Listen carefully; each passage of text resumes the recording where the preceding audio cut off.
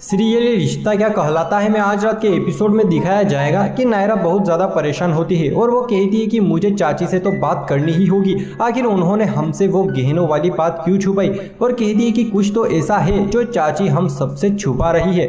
वहीं कमरे में लवकुश सुरेखा से कहते हैं कि वो अभिषेक हमें ब्लैकमेल कर रहा है मोम। तो सुरेखा कहती है कि वो अभिषेक, लेकिन वो तुम्हें ब्लैकमेल किस लिए कर रहा है।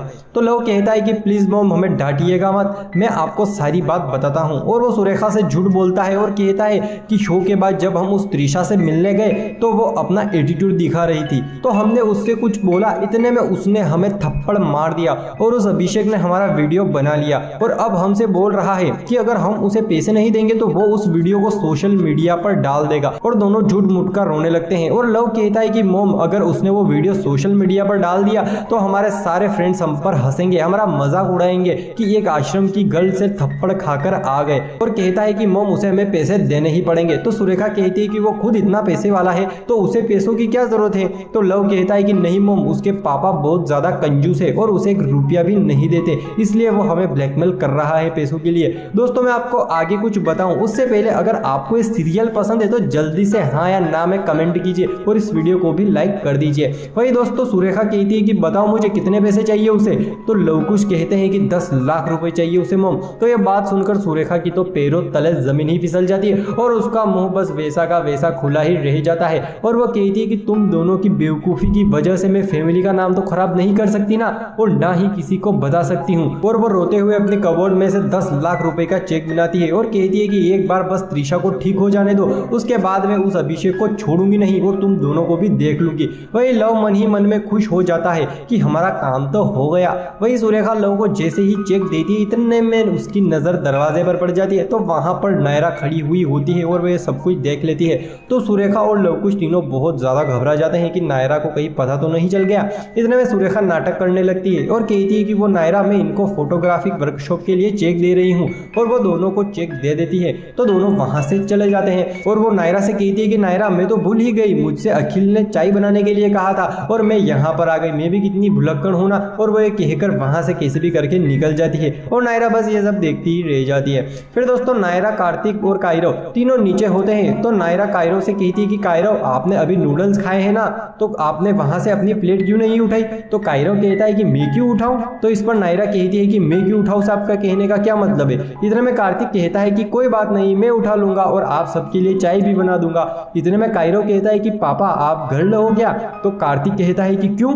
तो कायरो कहता है कि ये सब गर्ल्स के काम होते हैं, बॉयज के नहीं। और वो ये कहकर वहां से चला जाता है। वही कार्तिक और नायरा बस एक दूसरे का चेहरा ही देखते रह जाते हैं कि कायरो क्या बोलकर चला गया। और वो दोनों कायरो के बारे में बात कर ही रहे होते हैं। इतने में कायरो के स्कूल से फोन आता है। तो कार्तिक कहता है कि हाँ मैम बोलिए। तो प्रिंसिपल मैडम कहती है कि मुझे आपसे और कायरो की मदर से कायरो के बिहेवियर के बारे में कुछ इंपॉर्टेंट बात करनी है। तो कार्तिक कहता है कि हाँ बोलिए, हम दोनों सुन रहे हैं। तो प्रिंसिपल मैडम कहती है कि आई एम सॉरी, लेकिन आपके घर में लड़के और लड़की में भेदभाव किया जाता है क्या।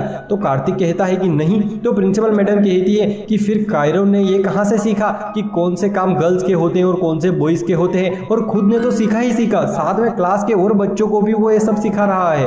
और कहती है कि वो बहुत छोटा है इसलिए हम कोई एक्शन नहीं ले रहे हैं, आप प्लीज उसे समझाइए वरना हमें कोई एक्शन लेना होगा। तो कार्तिक नायरा कहते हैं कि नहीं नहीं मैम हम उसे समझा देंगे। फिर दोस्तों नायरा कार्तिक से कहती है कि कार्तिक कहीं ऐसा ना हो कि त्रिशा के साथ जो हुआ कल से हमारा कायरो भी वैसा ही करे। इतने में कार्तिक कहता है कि नायरा ये तुम क्या कह रही हो, तुम इतना आगे कैसे सोच रही हो, हम उसे समझा देंगे। तो नायरा कहती कि हाँ कार्तिक हमें उसे अभी समझाना होगा कि लड़का और लड़की में कोई फर्क नहीं होता, सभी एक समान ही होते हैं, वरना कल से वो लड़कियों की इज्जत ही नहीं करेगा। तो कार्तिक कहता है कि हाँ नायरा चलो मेरे साथ, हम अभी उसे समझाते हैं। और दोनों कायरो को समझाने के लिए चले जाते हैं। फिर वो कायरो के सामने एक नाटक करते हैं और उसे कि लड़के और लड़की में कोई भी फर्क नहीं होता और हमें लड़कियों की इज्जत करनी चाहिए। वहीं फिर नायरा कहती है कि वो अभी तो समझ गया लेकिन अभी थोड़ी देर बाद सब भूल जाएगा। तो कार्तिक कहता है कि हम उसे बार बार समझाते रहेंगे जब तक वो नहीं समझता। वही दोस्तों बाहर लवकुश बहुत ज्यादा बोर हो रहे होते हैं। तो वो कायरो से कुछ बॉल्स मंगवाते हैं। तो कायरो कहता है कि बिग ब्रो हम इन बॉल्स का क्या करेंगे।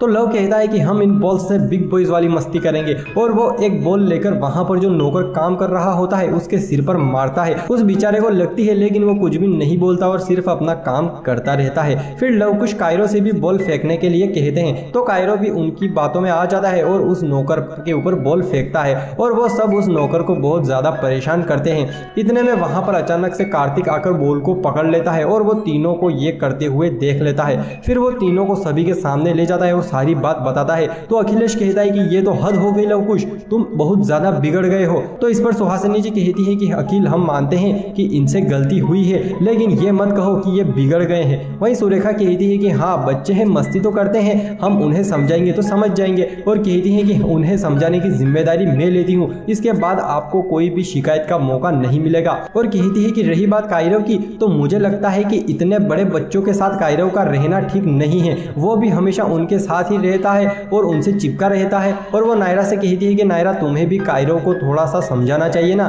तो नायरा कहती है कि आप मेरी बात को शायद समझ नहीं रही हैं चाची, मुझको प्रॉब्लम कायरव के लवकुश के साथ रहने से नहीं है, मुझे प्रॉब्लम उनके बिहेवियर से है। और कहती है कि आप बिल्कुल सही कह रही हैं चाची, मुझे भी लगता है कि कायरव को लवकुश से दूर ही रहना चाहिए और कायरव को ही क्यों वंश को भी दूर रहना चाहिए, ताकि वो बड़े भाइयों की बुरी आदतों को सही समझकर खुद भी वही आदतें ना डाल दे।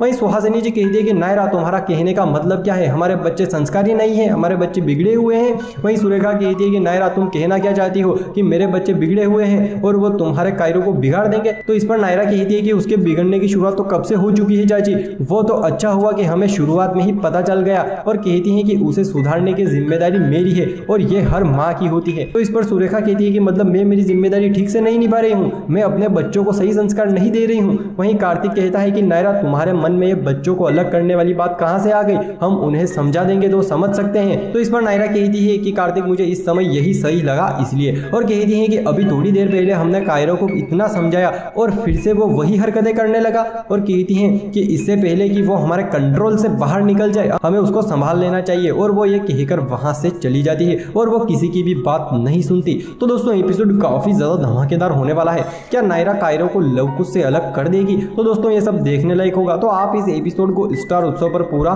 जरूर देखें। और दोस्तों अगर आपने अभी तक हमारे इस YouTube चैनल को सब्सक्राइब नहीं किया है तो जल्दी से हमारे इस YouTube चैनल को सब्सक्राइब कर लीजिए। तो दोस्तों आज के वीडियो में बस इतना ही। वीडियो देखने के लिए आपका बहुत बहुत धन्यवाद। दोस्तों अगर आपने अभी तक हमारे इस YouTube चैनल को सब्सक्राइब नहीं किया है तो जल्दी से इस YouTube चैनल को सब्सक्राइब कर दीजिए और साथ में इस वीडियो को भी लाइक कर दीजिए। तो दोस्तों आज की वीडियो में बस इतना ही। वीडियो देखने के लिए आपका बहुत बहुत धन्यवाद।